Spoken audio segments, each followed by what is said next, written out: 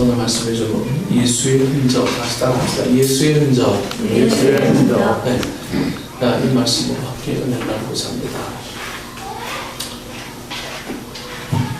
항암 치료로 인해서 아이를 낳을 수 없던 미국의 36살 엘리자베스 조이스라는 이 부인은 2년 전 여름에 가까스로 임신에 성공했지만 이 암이 다시 재발해서 수술을 받았습니다. 이 암이 전이가 된 것, 이 여부를 확인하기 위한 검사를 받기 위해서 이 부인은 의사진들로부터 아주 청천벽력과 같은 소식을 듣게 됩니다. 수술을 하려면 아이를 낙태를 해야 된다. 네. 이런 의료진의 설명을 들은 이 조이스라는 이 여인은 실망하고 정말 어찌 세상이 온통 자기 편이 아닌 것 같은 그러한 느낌이 들었습니다. 그리고 조용히 기도하던 중에 이제 아이의 생명을 선택하고 자신의 목숨을 포기하는 결단을 이 조이스라는 여인은 하게 되죠. 그래서 암 치료를 중단합니다. 암이 퍼지면서 아주 극심한 고통을 받던 이 조이스는 인공분만으로 이 딸을 낳고 출산 6주 후에 딸과 남편 곁에서 조용히 숨을 거두었습니다. 이 아기를 낳기 위해서 항암 치료를 포기한 미국인 이 엄마의 조건 없는 사랑 여기가 요즘에 좀 삭막한 이 세상에 진한 감동을 주기에 충분하다고 생각합니다. 우리는 어떻게 보면 조그만 감동에 메말라 있는 세대에 살고 있어요. 조그만 감동에 메말라 있어요. 조그만 섬김에 메말라 있고요. 조그만 헌신에 메말라 있고. 네. 우리는 좀 이런 메말라 있는 세대에 살고 있는지 모릅니다. 그래서 이런 조그만 일들, 사실 조그만 일은 아니죠. 이런 일들이 우리에게 들려지기만 해도 우리에게는 정말 벅찬 가슴, 내가 하지 못하는 뭔가를 남이 뭔가 해줬을 때 내가 받는 그 간접적인 어떤 쾌감, 기쁨, 만족함, 이런 것들이 우리를 정말 충분히 기쁘게 하기에 충분합니다. 저희 아이와 2달간 살면서 뉴스를 같이 이렇게 볼 때마다 저 아이는 좀 희한한 얘기를 많이 해요. 도대체 우리 한국 뉴스에는 맨날 사기치고 뭐 죽고 불나고 그리고 사고 나고 뭐 이런 얘기들만 뉴스에서 맨날 쳐놨는지 참 어느 나라 뉴스든 다 그렇긴 하지만 그중 조그만 어떤 기쁜 일만 우리에게 보도가 되면 그 기쁜 일들이 정말 그 모든 아픈 일을 좀 커버하고 감싸기에 충분한 일이 되는데 우리 사회에 그렇게 기쁜 일이 적다라고 하는 것은 내가 남에게 손해보려고 하지 않은 마음들이 또 이기적인 마음들이 개인적인 어떤 이기주의와 집단 이기주의가 팽배한 이 세대에 우리가 좀 새롭게 마음을 열어야 될 시기가 아닌가 하는 것입니다. 여러분들 우리 가족을 생각하면 참 중요하잖아요. 우리 식구들 생각하면 되게 중요해요. 하지만 식구의 개념이 항상 혈연 관계로만 이해되어지는 사람들은 이 사회를 결코 밝게 할 수 없습니다. 혈연 관계만이 내 식구입니다. 내 핏줄만이 여러분 이런 생각을 갖고 있는 사람은 좀 범국가적인 어떤 이 글로벌적인 생각에서 정말 뒤쳐져 있는 사람일 수밖에 없습니다. 그래서 이제는 우리도 좀 이 혈연 관계에서 좀 넘어설 수 있는 뭔가 좀 그런 끈들이 필요합니다. 그래서 저는 가장 좋은 이 관계는 교회의 식구의 관계라고 합니다. 교회 식구 관계가 혈연 관계를 넘어서서 우리를 정말 신뢰받게 만들고 신뢰할 수 있고 믿고 살아갈 수 있는 그런 존재가 이 교회의 모든 식구의 관계가 아닌가 생각하는 거예요. 여러분, 이 세상에서 교회 식구 외에 우리의 마음을 받아줄 사람이 누가 있겠습니까? 여러분, 직장의 동료들이 여러분들의 마음을 다 받아주겠습니까? 여러분 직장의 동료들은 엄연히 따지면 다 경쟁자들이에요. 경쟁자들. 어떻게 하면 저 사람을 눌러야 내가 올라갈 수 있을까? 다 경쟁자들. 여러분, 학생들 보면 학생들도 다 경쟁의식에 사로잡혀가지고 도대체 어디를 향해 달려가는지 몰라요. 네. 뭘 위해서 공부를 해야 되는지. 네. 여러분, 공부라고 하는 것은 늘 얘기하지만 하나님이 우리의 목적을 이루기 위해서 우리에게 허락하신 일들이어야 그 목적의식에 뚜렷한 것이 공부여야지. 개인적인 비전, 저도 목회적인 비전을 세운다는 게 참 얼마나 자칫 잘못하면 하나님 앞에 범죄할 수도 있는 요인이 된다, 이런 생각을 많이 합니다. 왜? 내 생각이 앞서면 주님의 계획, 주님의 사역, 이런 것들이 다 내 계획 속에 묻혀버릴 수 있으니까. 그래서 이런 비전을 세운다라고 하는 것은 우리에게 있어서 굉장히 조심스러운 일이 아닐 수가 없습니다. 아무튼 이 조이스라는 이 여인이 자신을 포기하고 딸을 살려서 이 구명에 냈다라고 하는 이 소식은요, 우리에게 정말 감동 있는 그런 소식이 될 겁니다. 우리나라는 1년 전인가요?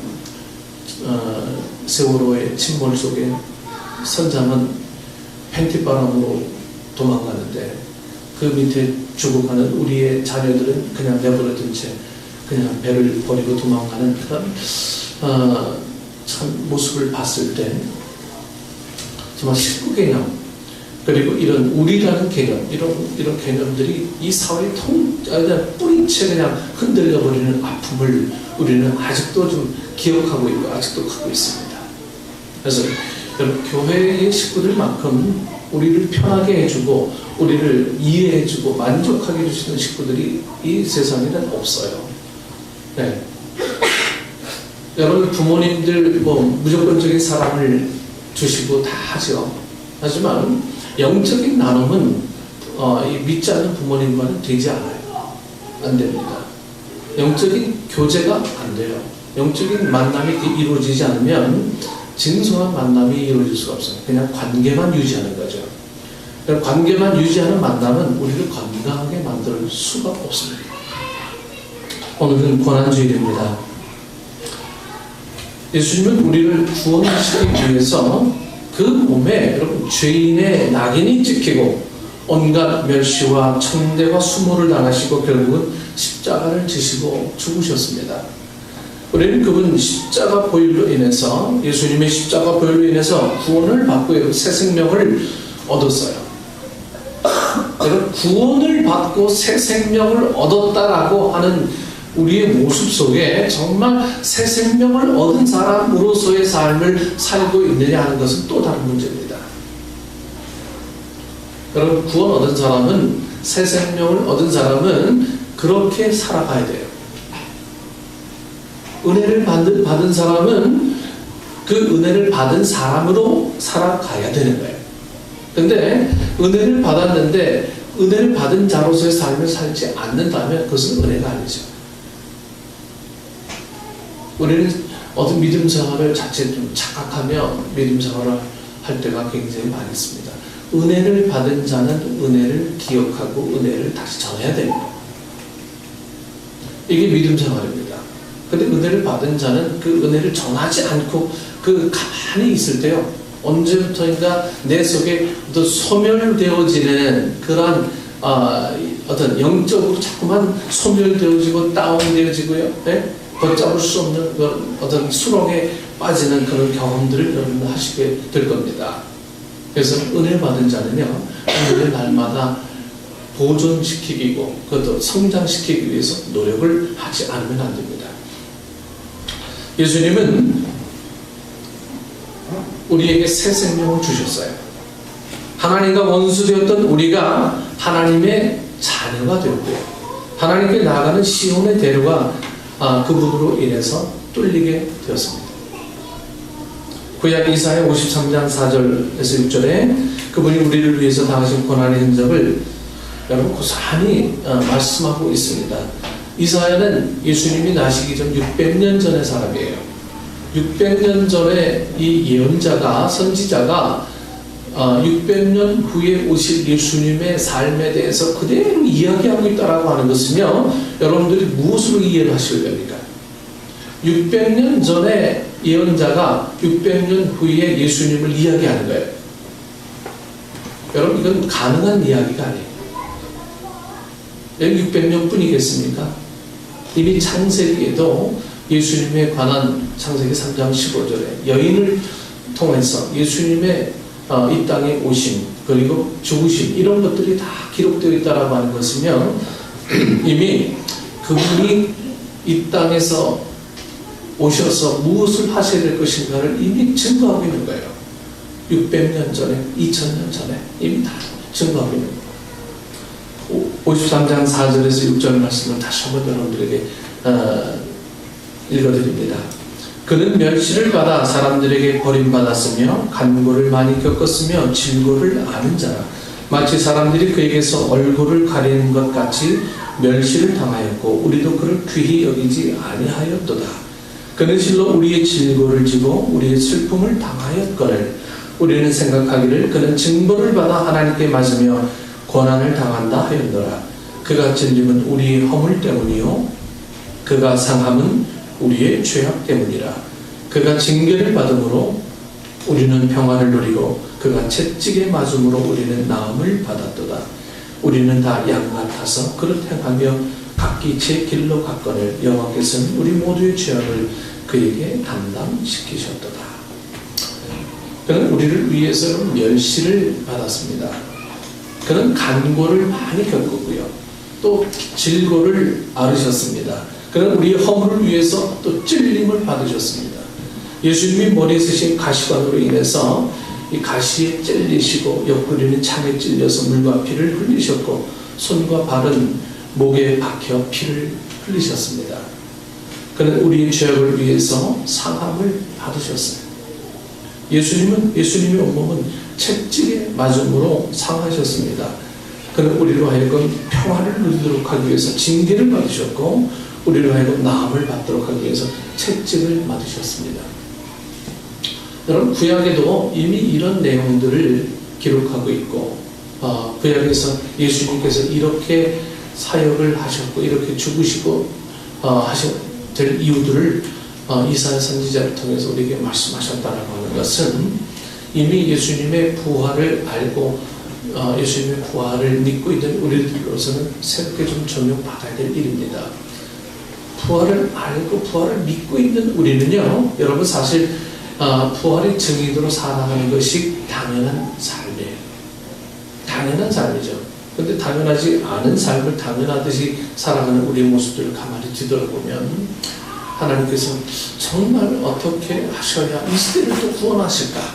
어떻게 하셔야 이 시대에 정말 재림주로 오실 때 모두가 물론 심판주로도 오시지만 그 심판에서 상급에 관한 심판만을 하실 수 있을까? 이런 것들을 다시 한번 생각해 볼 필요가 있습니다. 여러분, 주여 주여 하는 자마다 다 구원받는 자가 아니라고 말씀하고 있습니다. 주여 주여 하는 자마다 다 구원받을 자가 아니에요. 구원은 선물입니다. 내가 결정 지을 일이 아니에요. 예수님이 온몸에는 여기까지 우리를 사랑하시고 구원하시기 위해서 우리 대신 받으신 고난의 흔적들로 가득합니다. 여러분, 우리가 오해하지 말아야 돼요. 그는 받을 것을 받았다고 오해해서는 안 됩니다. 예수님이니까 당연히 받으셨어야지. 여러분, 우리 입장에서 그렇게 얘기한다라고 하는 것은 아주 부적절합니다. 허물과 죄가 없으신 하나님의 아들 예수 그리스도께서 오직 우리들의 허물과 죄를 스스로 담당하시기 위해서 당하신 대속적인 흔적들인 거예요. 대속적인 흔적들. 그래서 구속사적인 의미에서 여러분들은 예수님을 이해해야 되고 여러분들의 삶을 이해해야 돼요. 주님 우리를 구원해 주셨다라고 하는 이 구속사적인 의미를 여러분들 가슴 깊숙하게 좀 안고 믿음 생활을 영위해 나가야 된다라고 하는 거예요. 바울 사도는 자신의 몸에 뭐라고 말씀하고 있습니까? 이 예수의 흔적을 지녔다고 말하고 있어요. 예수의 흔적을 지녔다. 7절 말씀에 이후로는 누구든지 나를 괴롭게 하지 말라. 내가 내 몸속에 예수의 흔적을 지니고 있노라. 예수의 흔적을 지니고 있다. 여러분, 예수의 흔적을 지니고 있다라고 하는 것은 예수님의 그 삶의 모습을 내 삶 속에서 늘 간직하고 있고 잊어버리지 않겠노라. 뭐 이거잖아요. 여기서 흔적이라는 것은 헬라 말로 이 스티그마라고 이제 하는데요. 옛 사회에서 이 노예의 신분을 표시하기 위해서 그 지워지지 않게 그 몸에 남겨두는 그 상처, 즉 이 낙인을 이 스티그마라고 합니다. 낙인. 뭐 흔히 시뻘겋게 달군 쇠로 살을 찢어서 이 표시를 이렇게 남기곤 했습니다. 또 어떤 종교에서는 그 종교가 섬기는 신이나 그 의식에 대한 충성과 헌신을 보여주기 위해서 또 문신을 새기기도 했고요. 그런 것도 여기서 말하는 흔적에 해당합니다. 그래서 우리가 예수의 흔적을 가졌다라고 하는 것은 여러분 우리 몸속에 내가 보이지 않는 예수의 삶이 내 안에 어떤 새겨져 있는 거예요. 네. 여러분 우리가 좀 각오를 하게 될 때 다짐이나 뭐 각오를 하게 될 때 여러분들이 쓰거나 뭐 이렇게 하잖아요. 네. 남편이 부인에게 잘못하면 각서를 쓴답니다. 다시 잘못하면 각서 보여주고 이렇게 하잖아요. 우리에게도 여러분 우리에게 흔적들이 있는 거예요. 흔적들. 이 흔적들을 왜 우리에게 남겨주고 있습니까? 우리가 살아가면서 혹시 다른 길로 빠지게 될 때 이 흔적들로 인해서 주님과 관계를 계속 유지하기 위함인 거예요. 유지하기 위함. 그 유지하기 위한 흔적들이 이 바울은 내 몸에 예수 흔적이 남아있다라고 자신있게 이렇게 얘기하는 겁니다. 오늘 여러분들에게는 어떤 흔적들이 있습니까? 나에게는 이 흔적이 어떤 흔적이 남아있는지 우리를 좀 돌아볼 필요가 있어요. 갈라디아 지방의 이 바울의 적대자들은 몸에 행해진 할례를 자신들의 흔적으로 삼으려 했어요. 네, 이 남자들은요, 이 할례를 행함으로 인해서 그것이 나는 선택받은 자의 흔적이다. 예수님의 흔적. 이렇게 이야기합니다. 이들은 갈라디아 교회에 스며들어서 가장 좋은 그리스도인이 되려면 자기 몸에 할례의 흔적을 가지고 있어야 한다고 했던 거예요. 할례를 하지 않으면 이건 예수의 흔적이 없다. 이렇게 이렇게까지 얘기했어요. 여러분, 할례라는 것은 이 유대인들이 행하는 의식이잖아요. 근데 이것 없으면 예수의 흔적이 없다라고 얘기하는 거예요. 그러니까 이분들은 갈라디아 교회 이 유대인이면서 다시 개종한 이분들이 교회를 이렇게 중심 잡기 위해서 자신들의 세력을 넓히기 위해서 이 할례를 내세우게 되죠. 이에 반해서 바울은 자기 몸에 예수의 흔적을 지니고 있다고 이렇게 고백합니다. 그의 몸에 있는 예수의 흔적이란 여러분 뭘 가리키는 겁니까? 사도 바울은 그의 회심 이후에 전적으로 예수 그리스도께 바친 그의 복음 전도사역의 삶을 사는 동안 실제로 여러분 수많은 흔적을 그의 몸에 지니게 되었어요. 수많은 흔적을. 매도 수없이 맞고 사람들이 죽은 줄로 알 정도로 돌로 맞아 쓰러지기도 했고요. 또 뱀에 물리기도 했고요. 그의 몸에 상처가 남지 않을 수가 없었던 거예요. 이 사도 바울은요. 그것들이 다 주 예수 그리스도를 위해서 산 삶의 흔적들, 곧 예수의 흔적일 것입니다. 오직 주님만이 삶의 의미이고 목표이며 기쁨이고 방식이었던 바울의 삶의 증거로 그의 몸에 남은 흔적들입니다. 몸의 흔적이 우리가 어떻게 살았는가를 말해줍니다. 몸의 흔적이에요. 그리고 흔적대로 사는 거예요. 사람은 추억을 먹고 삽니다. 추억을 공유하며 관계를 형성해 갑니다. 저도 신학교에 다닐 때 이번 주 지난 목요일 날인가요? 금요일인가? 금요일 날 신학교 다니던 동기로부터 전에 저 기억이 없는 동기로부터 전화가 왔어요. 가만히 생각해 보니까 그 동기가 나에게 책도 선물해 줬구나. 저 점심 굶고 있을 때 식권을 하나 나한테 줬구나. 네? 그때 점심이 뭐냐면요, 쑥국에다가 고등어 한 토막 넣은 게 우리 반찬의 선물이었거든요. 김치 안 하고. 그거 못 먹고 있었는데, 식권 하나 줘서 그 밥을 먹게 된 친구가 하나 있었어요. 그 친구가 전화가 와서, 야, 오랫동안 보고 싶었는데 연락이 되지 않아서, 수소문 끝에 다시 전화해서 연락이 돼서 옛날 얘기를 합니다. 20년 혹은 30년 전에 이야기를 했어요. 이 추억이란 게 참 뒤돌아보면 참 고생이고 힘든 일이었지만 사람들이 추억을 좀 먹고 사는 것 같구나 이런 생각을 좀 많이 하게 됐습니다. 추억을 공유하며 관계를 형성해 나가요. 그래서 우리 어른들이 특히 남자들은요, 군대 갔다 온 추억이 너무 강렬하니까요, 입만 열면 그냥 군대 갔다 온 얘기예요. 이런 얘기 막 하는 거예요. 네. 군대 갔다 온 얘기 하면은 상상이 좀 안 갔다 오신 분은 상상이 안 되잖아요. 보태고 해서 만하게 그냥 이런 얘기들도 많이 하고요. 네. 그래서 추억을 공유하며 관계를 형성해 나갑니다. 공유할 추억이 없으면 여러분 대화거리도 안 되고요, 정도 없고 사랑도 없는 거예요.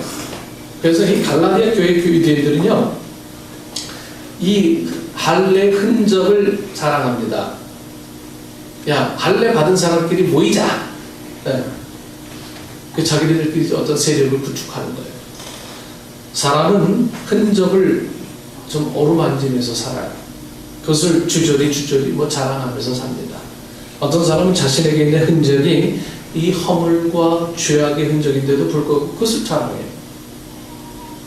사도 바울은 예수님의 흔적을 주님과 공유하고 있었습니다. 사도 바울은. 그래서 사도 바울은 이 갈라디아 교회 유대인들과는 좀 다른 차원의 자랑, 오직 한 가지 자랑이 있을 뿐임을 선언하게 됩니다. 오늘 보면 14절에서 그러나 내게는 우리 주 예수 그리스도의 십자가 외에 결코 자랑할 것이 없으니 그리스도로 말미암아 세상이 나를 대하여 십자가에 못 박히고 내가 또한 세상을 대하여 그러하니라. 바울에게는 주 예수 그리스도의 십자가 외에는 결코 자랑할 것이 없다는 말입니다. 예수님 당시나 사도 바울 당시나 십자가는 여러분 전혀 자랑거리가 아니었어요. 십자가가 무슨 자랑거리입니까? 가장 흉악한 범죄자들에게 주어지는 십자가의 처형은 그 누구에게도 결코 자랑이 될 수가 없었던 겁니다. 십자가가 자랑스럽고 영광스러운 것이 된 것은 여러분 예수님께서 대속의 제물로 자신을 드리는 제단으로 십자가가 선택되었기 때문입니다. 그가 십자가에 달리셨기 때문에 십자가는 패배와 수치와 죽음의 십자가에서 승리와 자랑과 구원의 십자가가 된 것입니다. 아름답고 고귀하게 꾸밀 이유가 하나도 없었던 섬뜩하고 흉물스러운 십자가, 꿈이라도 나타날까 무서운 그런 저주의 십자가가 예수 그리스도의 대속의 죽음 때문에 그 이후로 오늘날까지 수많은 사람들에 의해서 좀 아름답게 만들어지고 황금과 보석도 온갖 귀한 물질로 장식하게 된 것입니다. 그리고 여기저기 안전과 평화와 치유와 사랑의 상징으로 이 십자가가 이제 사용되고 있는 거예요. 바울의 몸에는 예수님을 믿고 전하는 것 때문에 생긴 예수 흔적이 여러분 선명하게 새겨져 있었습니다. 과연 우리는 어떤 예수 흔적을 우리 몸에 지니고 있습니까? 예수님 때문에 한 영혼 사랑하다가 여러분 좀 가슴 미어진 흔적을 좀 지니고 있습니까? 성도와 교회를 사랑함으로 섬김과 봉사를 하다가 좀 난 상처가 우리에게 좀 있습니까? 내가 좀 더 헌신하면 우리 교회 교인들이 정말 유익한 일이 될 텐데 이런 흔적들을 우리가 갖고 있습니까? 그의 나라와 의를 위해서 눈물 흘리며 구하다가 그대로 잠들어 생긴 눈물 자국이 여러분 좀 생겨본 적이 있습니까? 이 교회가 앞으로 어떻게 될 것인가를 고민하면서 내가 뭘 해야 될 것인가 이 고민하고 여러분 우리가 이런 일들을 위해서 내가 나의 위치는 어느 정도 돼야 되는지 이런 것들을 여러분 우리가 생각해 본 적이 있습니까? 과연 주님 앞에 우리가 섰을 때 주님 이것은 주님 때문에 생긴 흔적입니다라고 고백할 수 있는 작은 흔적이라도 여러분 내 몸에 여러분 보여드릴 수 있는 것들이 있습니까?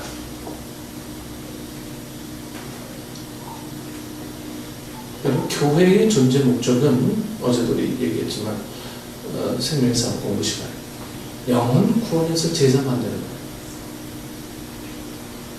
영혼 구원해서 제자 만들지 않는 교회는요 좀 심하게 표현 우리 공부했잖아요. 간판 내려야 돼요.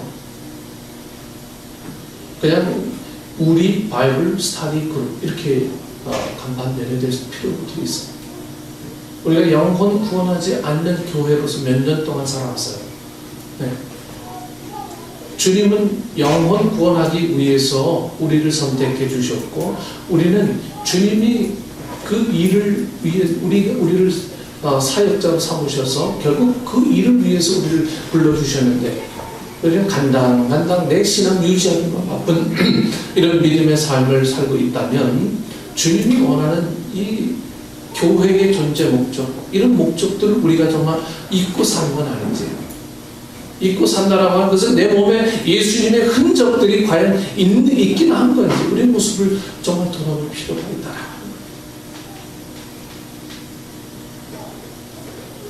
내 시간과 내 물질과 내 능력을 주님께 드렸음으로 인해서 좀 움푹하게 파인 채로 남아있는 손해나 흔적이 있어야 됩니다. 주님을 위해서 좀 손해를 보고요. 주님을 위해서 좀 희생을 기꺼이 할 줄 아는 것들. 네. 주님을 위해서 나는 그렇게 하고 싶지 않지만 그렇게 해야 되는 이런 마음들 여러분 이런 조그만 마음들이 모여지면 우리를 정말 아름답게 만들 수 있는 그런 큰 마음들이 자꾸 만들어지게 되는 거예요. 마음의 전이라는 말을 여러분 들어보셨습니까? 마음은요, 이 따뜻한 마음 전이는요 굉장히 더디돼요. 근데 이 차가운 마음의 전이라는 건 엄청나게 빨라요. 여러분들 분위기 보면 금방 알죠. 따뜻한 분위기인지 참 분위기인지. 그래서 내 삶이 천천히 전해지더라도 좀 따뜻한 그런 온무한 분위기를 우리가 좀 전해줄 수 있었으면